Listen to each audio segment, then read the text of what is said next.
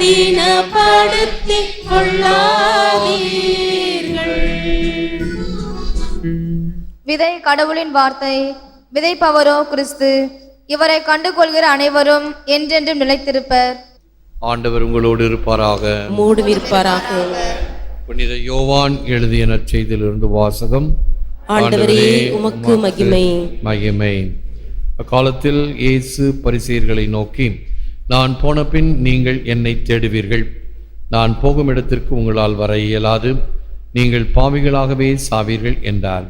யூதர்கள், நான் போகும் இடத்திற்கு உங்களால் வர இயலாது என்று சொல்கிறாரே, ஒருவேளை தற்கொலை செய்து கொள்ளப் போகிறாரோ என்று பேசிக்கொண்டார்கள். இயேசு அவரிடம், நீங்கள் கீழிருந்து வந்தவர்கள், நான் மேலிருந்து வந்தவன்.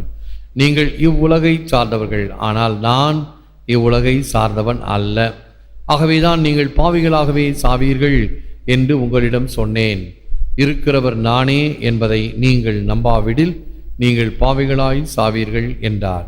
அவர்கள், நீர் யார் என்று அவரிடம் கேட்டார்கள். அவர், நான் யார் என்று தொடக்கத்திலிருந்தே சொல்லி வந்துள்ளேன். உங்களை பற்றி பேசுவதற்கும் தீர்ப்பிடுவதற்கும் பல உண்டு. ஆனால் என்னை அனுப்பியவர் உண்மையானவர். நானும் அவரிடமிருந்து கேட்டவற்றையே உலகுக்கு எடுத்துரைக்கிறேன் என்றார். தந்தையை பற்றியே அவர் பேசினார் என்பதை அவர்கள் உணர்ந்து கொள்ளவில்லை. இயேசு அவர்களிடம், நீங்கள் மானிட மகனை உயர்த்திய பின்பு இருக்கிறவர் நானே. நானாக எதையும் செய்வதில்லை, மாறாக தந்தை கற்றுத்தந்ததையே நான் எடுத்துரைக்கிறேன் என்பதை அறிந்து கொள்வீர்கள். என்னை அனுப்பியவர் என்னோடு இருக்கிறார். அவர் என்னை தனியாக விட்டுவிடுவதில்லை. நானும் அவருக்கு உகந்தவற்றையே எப்போதும் செய்கிறேன் என்றார். அவர் இவற்றை சொன்னபோது பலர் அவரிடம் நம்பிக்கை கொண்டனர். இது கிறிஸ்து வழங்கும் வாழ்வு தரும் நற்செய்தி. கிறிஸ்துவே உமக்கு புகழ். I am not of this world. யோவான் 8:22. நான் இவ்வுலகை சார்ந்தவன் அல்ல. இது கிறிஸ்து வழங்கும் வாழ்வு தரும் நற்செய்தி. கிறிஸ்துவே உமக்கு புகழ். இயேசுவில் அன்பார்ந்த சகோதர சகோதரிகளே, அன்பார்ந்த தொலைக்காட்சி நேய விசுவாசிகளே,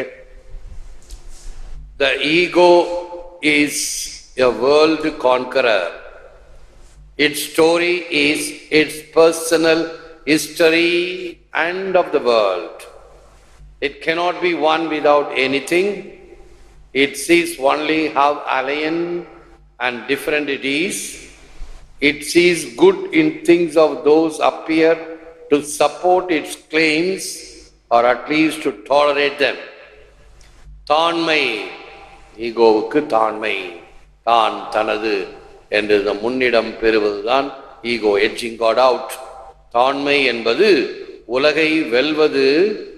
அதன் கதை தனிப்பட்ட சரித்திரம், சரித்திரத்தின் இடத்தையே பிடித்து கொள்கிறது. நான் தான் என்கின்ற தாண்மை எதனுடனும் ஒன்றாது, எதை பார்த்தாலும் தன்னை விட வேறுபடுத்தியும் அந்நியப்படுத்தியும் பார்க்கிறது. புது மணப்பெண் புகுந்த வீட்டுக்கு போனோன்னு அந்த வீட்டில் வேர்க்கிறது. நம்ம வீட்டில் இப்படி வேர்க்காதே. அடுத்த இடத்துக்கு போனோன்னு தூசி கொட்டுது. நம்ம வீட்டில் இப்படி இருக்காதே. அப்புறம் இன்னொரு இடத்துக்கு போனால் இது எல்லாம் நம்ம வீட்டில் இருக்காதே. சரி, உங்க வீட்டில் அப்படி இருந்துச்சு, இந்த வீட்டில் இப்படி இருக்கும். அதான் யதார்த்தம், ஏற்றுக்கொள்ள வேண்டும். இவைகள் எல்லாம் தான் தனது தன்னை சுற்றி ஒரு வட்டத்தை போட்டுக்கொண்டு அதை முன்னிலைப்படுத்தி கொண்டு மற்றவைகளை ஏற்றுக்கொள்ளாத தன்மை. குழந்தையிலேருந்து வளர்ந்து படிக்க வச்சு வேலை வாங்கி கொடுத்து கல்யாணம் பண்ணியும் பேர குழந்தைங்களையும் கொஞ்சம் நேரம் பார்த்துக்கிட்டு அதன் பிறகுதான் அவங்க வயசானு தளர்ந்து போன நிலையில தான் எங்கேயாவது கொண்டு போய் வயதோர் முதியோர் இல்லத்தில் விட்டுடலாமா அப்படின்னு பார்ப்பது. தாண்மை, தான் தனது.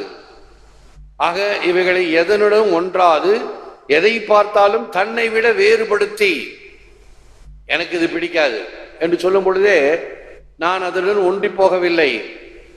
அடாதவைகளோடு அல்ல, நல்லவைகளையும் கூட அந்நியப்படுத்தி இதெல்லாம் எனக்கு தேவையில்லை என்று சொல்வது. மற்றவர்களை மட்டம் தட்டி பார்ப்பது தாண்மை. God wants your will, and if you give him your will, he will begin to show you life as you have never seen it before. Even விரும்புவது உன் உள்ளத்தை. உள்ளத்தை தந்தால் வாழ்வின் உன்னதத்தை நீ காணாத அளவு வாழ்வை அளிப்பார். ஒரு நல்ல உதாரணம் சொல்ல வேண்டும் என்றால் தி அக்லி பிரின்ஸ் அப்படின்னு ஒரு கதை. ஏதோ ஒரு சாபக்கேட்டினால் ஒரு இளவரசன் ஒரு பூதத்தை போல மாற்றப்பட்டு விட்டான். ஏதோ ஒரு சாபத்தினால். அழகிய பெண் காற்றுக்கு செல்லும் பொழுது இது என்ன ஒரு பெரிய அரண்மனையா இருக்குதே அப்படின்னு உள்ள போய் பாப்பா, எல்லாம் நல்லதா இருக்கும், விதவிதமான உணவுகள், விதவிதமான அறைகள் என்று அவளுக்கோ பசி, எடுத்து சாப்பிடுவா. அந்த அக்லி பிரின்ஸ் வந்து நிற்கும், என் கோட்டைக்கு வந்து என்னுடைய சாப்பாட்டை சாப்பிடுகிறாய், இனி நீ எனக்கு அடிமை அப்படின்னு சொல்லுவான். ஐயோ மிரண்டு போயிடுவான். ஐயோ இப்படி வந்து மாட்டிக்கிட்டமே, நீ இந்த கோட்டையை விட்டு போக முடியாது, போகணும்னா என்ன கல்யாணம் பண்ணிக்கோ. ஒன்ன போயா? ஆஹா. அப்ப பட்டி கடை சாப்பிடக்கூடாது. ஒரு நாள் 2 நாள் பட்டி கிடப்பா, திருப்பி சாப்பிடுவா. அந்த பூதம் ஒண்ணும் பண்ணாது, நல்ல பூதம். ஆக என்ன செய்யும்? என்ன கல்யாணம் பண்ணிக்கோ, என்ன கல்யாணம் பண்ணிக்கோ, என்ன கல்யாணம் பண்ணிக்கோன்னு கேட்டு முடியாது, முடியாது. நாட்கள் கடந்தன. அம்மா அப்பா ஞாபகம் வந்துருச்சு. சரி, நான் போய் எங்க அம்மா அப்பாட்ட கேட்டுட்டு வந்து உனக்கு நான் கல்யாணம் பண்ணிக்கிறேன் அப்படின்னு. சரி போலாம், என்னை ஏமாத்தலான்னு நினைக்காத, நான் வீட்டுக்கே வந்து உன்னை தூக்கிட்டு வந்துடுவேன், எனக்கு மந்திர சக்தியெல்லாம் இருக்குது, நீ உன்னுடைய அன்புக்காக உன்னை நான் விடுறேன், போய் பெற்றோரை போய் பார்த்துட்டு வா. அனுப்புறான். பெற்றோர்கிட்ட சொல்லுது, அழுகுது, ஐயோ ஒரு பூதத்துக்கிட்ட மாட்டிக்கிட்டேன், அது எனக்கு நல்ல அன்பா தான் இருக்குது, ஒரு பூதத்தை எப்படி போய் நான் கல்யாணம் பண்ணிக்கிறது என்று சொல்லி அம்மா அப்பாட்ட குமருவாள். சரி நீ போ, இன்னும் கொஞ்சம் பொறுமையாக இரு, என்ன நடக்கிறது பார்ப்போம் அப்படின்னு சொல்லும்போது திருப்பி போவா. பூதத்துக்கு ஒரே சந்தோஷம், திருப்பி வந்துட்ட, நீ கொடுத்த வாக்கை காப்பாற்றி விட்டாய், சரி இந்த இடமெல்லாம் உனக்குத்தான், லிபர்ட்டி, முழு சுதந்திரம். மறுபடியும் இது அனுபலவி மாதிரி கேட்டுக்கிட்டே இருக்கும், என்ன கல்யாணம் பண்ணிக்கிறியா. ஒரு நாள் இந்த இளவரசிக்கு உடல் சரியில்லை, காய்ச்சல் வந்து படுத்துருவா.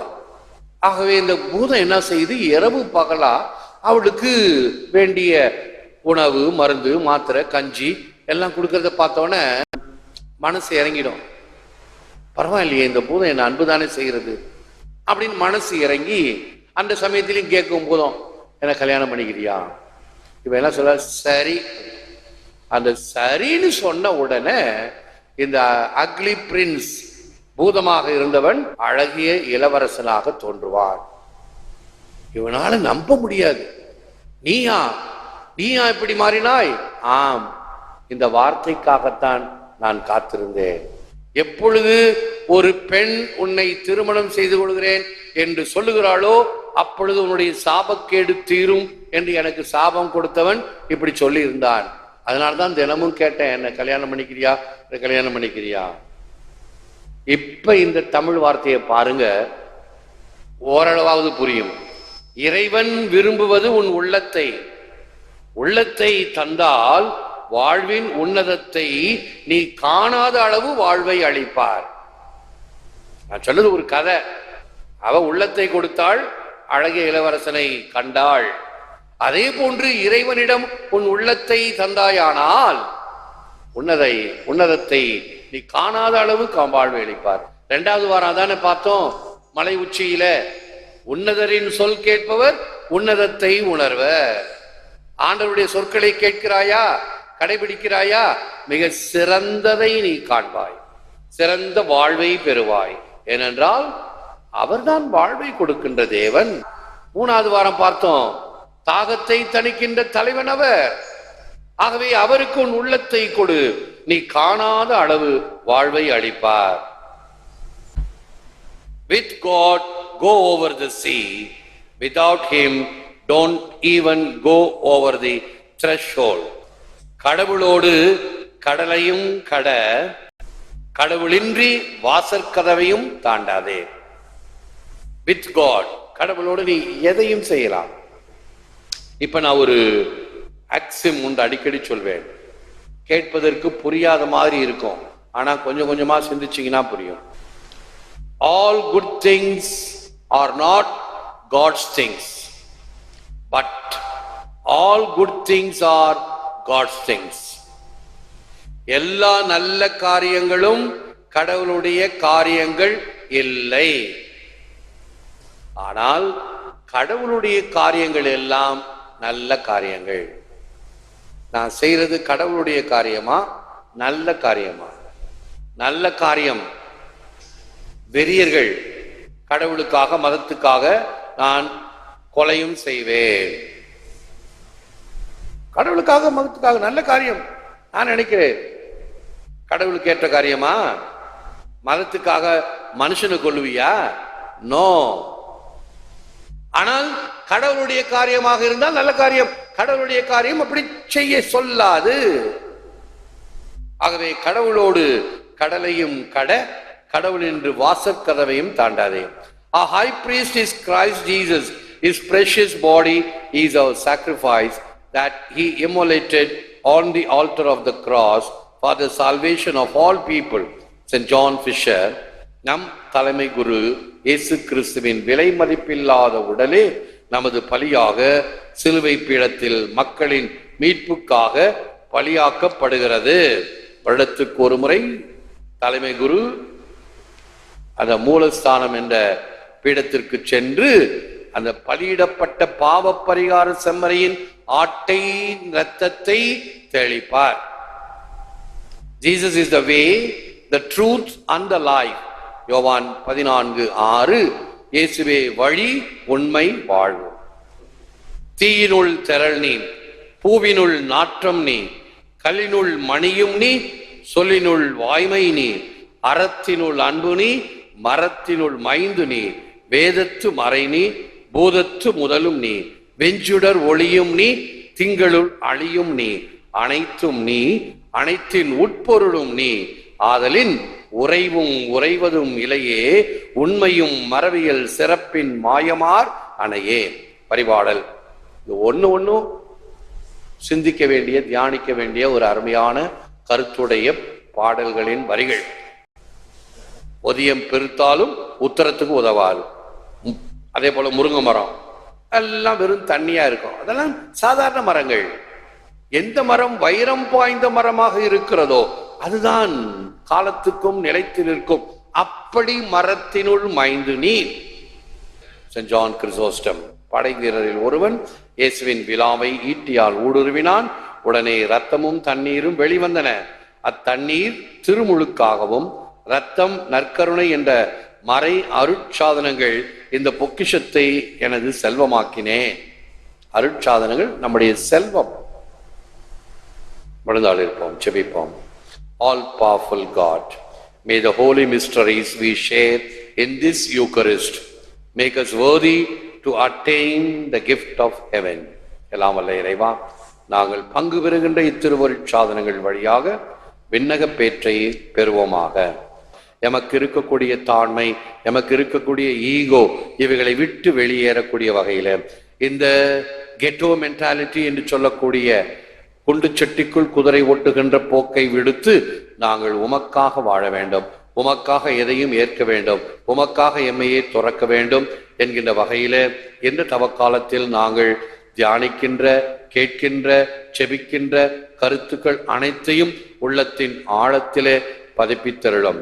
வாழ்வது எமக்காக அல்ல, உமக்காக வாழ்வது என்னில் கிறிஸ்துவே என்ற புனித சின்னப்பரின் மனநிலை எங்களுக்கு இன்னும் அதிகமாக இருக்க செய்திருளும். ஏற்று வரமருளும் இறைவா, காக்கும் கரங்களினால்.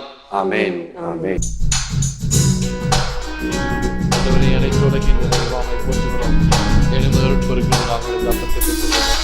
தெய்வீக பலியில் உறவாடும் தெய்வமே, உம்மோடு பலியாக நானும் இணைகின்றேன்.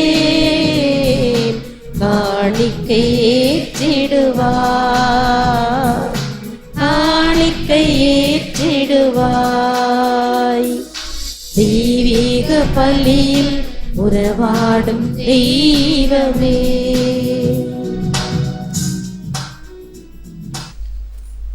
ஜெபிப்போமாக. ஆண்டவர் உங்களோடு இருப்பாராக. உம்மோடும் இருப்பாராக. எல்லாம் வல்ல இறைவன் பிதா சுதன் பரிசுத்தாவி உங்களை ஆசீர்வதிப்பாராக. ஆமென். சென்று வாழுங்கள், திருப்பலி நிறைவேறிற்று.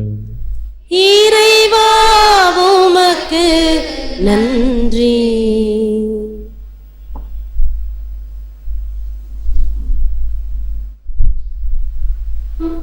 பிதாசுதன் பரிசுத்த ஆவியின் பெயராலே ஆமென். இயேசுவுக்கே புகழ். மரியே வாழ்க.